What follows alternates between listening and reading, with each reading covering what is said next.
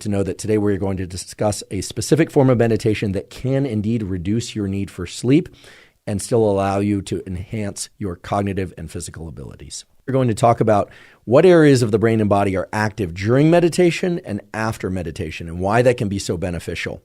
We'll also talk about when and how best to meditate. In the late 1980s and especially within the 1990s, the advent of brain imaging technology like magnetic resonance imaging, MRI, or functional magnetic resonance imaging, was a way to look at the brain while it was active, not just to get an image of its structure, but also how it's functioning, the areas that so-called light up. When all of that technology became accessible and popular, well, that allowed a large number of laboratories to start asking how specific patterns of thinking and breathing, maybe people sitting in the lotus position, but more often than that, it would be people inside of an MRI magnet, because it is a magnet, so it would put you into a little tube and push you into the tube, not against your will, of course, but put people into the tube, have them meditate, and then look at how the brain changed, and to do that over time. When those studies were done, what was discovered was really quite miraculous, really. And now we don't think of it as surprising, but what was discovered was a huge laundry list of brain changes. And then when people were evaluated in their outside life, so when they would fill out reports of their subjective feelings of happiness, or they would report their sleep, or even if objective measures were taken, like changes in hormones or markers of inflammation, etc., a large list of information fell out of that, which revealed that indeed there are many, a dozen or more, clear benefits of a regular meditation practice. And some of those meditation practices could be quite short. But we now sit at an interesting frontier where most people think of meditation as one thing, sort of like the word exercise, which of course could mean weight training, it could mean running, it could mean high-intensity interval training, all of which, as you know, will get you different results depending on what you do, how often you do it, and the specifics of what you actually do. So too, meditation can give you very specific results. It can give you more focus. It can give you better sleep. It can give you a combination of results, just like exercise can, depending on the exercise. So what we're going to talk about next is the specific changes that happen in the brain with specific aspects of meditation. That is, what happens when you close your eyes? What happens when you focus your attention inward versus focusing your attention outward? Because as I mentioned before, there's third eye meditation where you close your eyes and focus on that spot just behind your forehead and you focus on your breathing. There's also meditation practices where you're focusing on what you're eating with a lot of so-called mindfulness, being very present to whatever's happening, not letting your mind wander or think about yesterday or tomorrow, what's happening next, but really focusing on the present. There are also meditation practices, of course, where you are in a format of interpersonal communication, where you're really listening very intensely. That too is a form of mindfulness. So we're going to parse each of these things, and we are going to ask what's happening in the brain and body during each of these meditation practices so that you can develop specific meditation practices that you can invoke in your real life on a daily basis, or thankfully, I would say for some who are pretty busy, that you could even do once a week or even once a month that will still clearly benefit you in specific ways. So there are a few different brain areas whose names I'd like to arm you with. And again, the names themselves aren't essential, but if you can grasp even the top contour of what I'm about to say, you'll be in a much better position to parse and use the information that follows. There's an area of your brain that sits right behind your forehead that's called the prefrontal cortex. Basically, it's the front bumper of your head, just behind the bone, okay? That area just behind your forehead that we call the prefrontal cortex actually encompasses a lot of different things. And actually, you have two of them. You have one on the right side of your brain and you have one on the left side of your brain. And they're connected to one another, but they actually do different things. The area that I'd like to focus on today for a bit is the so-called left prefrontal cortex. That area of the brain we know from lesion studies where it's been damaged in animals or humans. And we know from stimulation studies where it's been selectively stimulated in animals, or yes, indeed, also it's been done in humans, has an incredible ability to control your bodily senses and to make sense, that is to interpret what's going on in terms of your emotions and your bodily sensations. When your left dorsolateral prefrontal cortex is active, you are in a great position to interpret what's going on with you emotionally, to interpret your bodily signals of comfort or discomfort, and then to make really good decisions on the basis of that interpretation. And that's because the left dorsolateral prefrontal cortex is in direct communication with and is directly connected to another brain area called the anterior cingulate cortex, or ACC. Now, I'm just going to refer to it as the ACC, okay? The ACC is an area of your brain that is interpreting a lot of different things about bodily signals. For instance, how fast you're breathing, whether or not your heart is beating quickly or slowly, and more importantly, whether or not your heart is beating quickly or slowly for the circumstance that you are in. So for instance, if you're running up a hill and you're even in great shape and your heart is beating very fast, it's unlikely that you are going to be concerned about your heart beating fast because that is appropriate for the circumstance. However, if you're just walking along and all of a sudden your heart starts beating very quickly for no apparent reason, well, then you are going to interpret that as either pathologic or uncomfortable, inappropriate for the context that you happen to be in.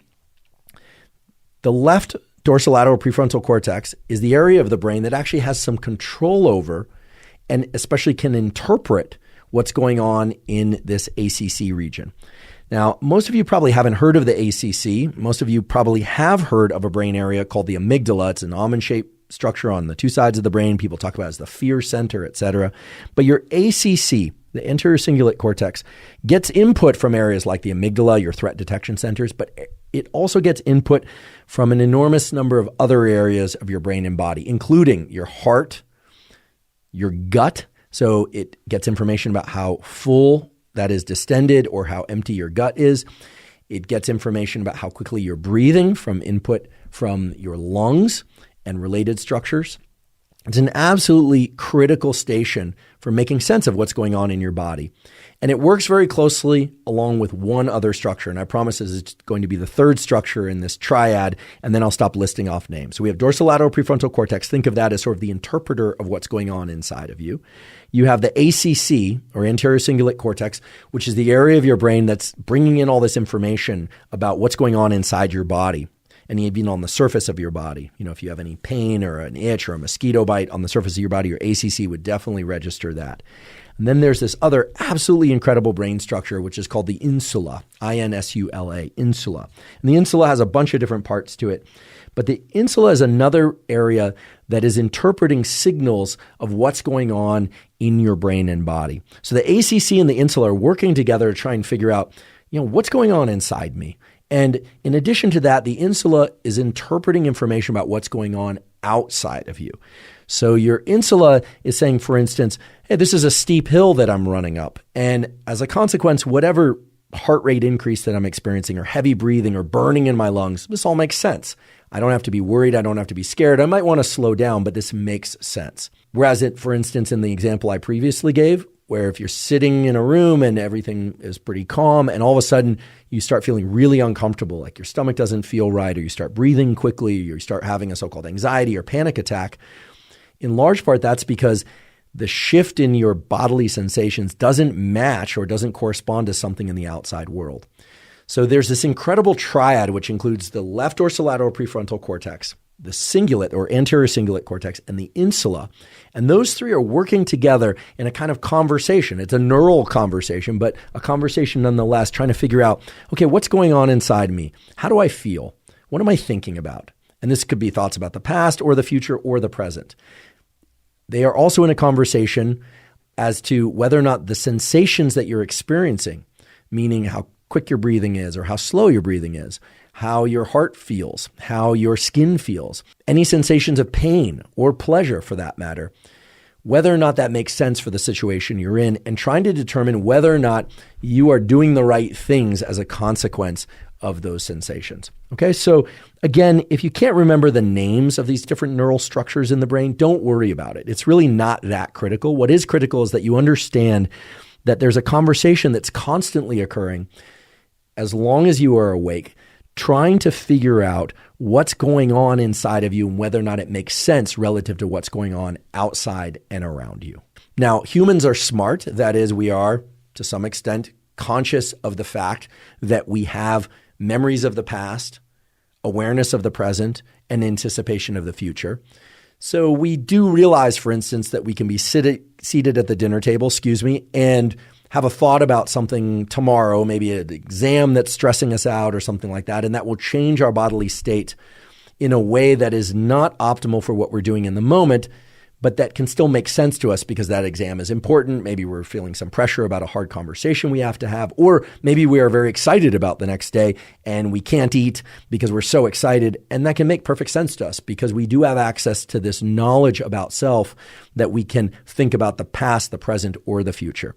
So that makes the conversation these three structures are in even more interesting and dynamic, because what it means is that we can be doing something, eating, talking, running, any number of different activities, and our bodily state may or may not match what we are doing in a way that's adaptive for that, and yet that can be completely okay or at least understandable for us.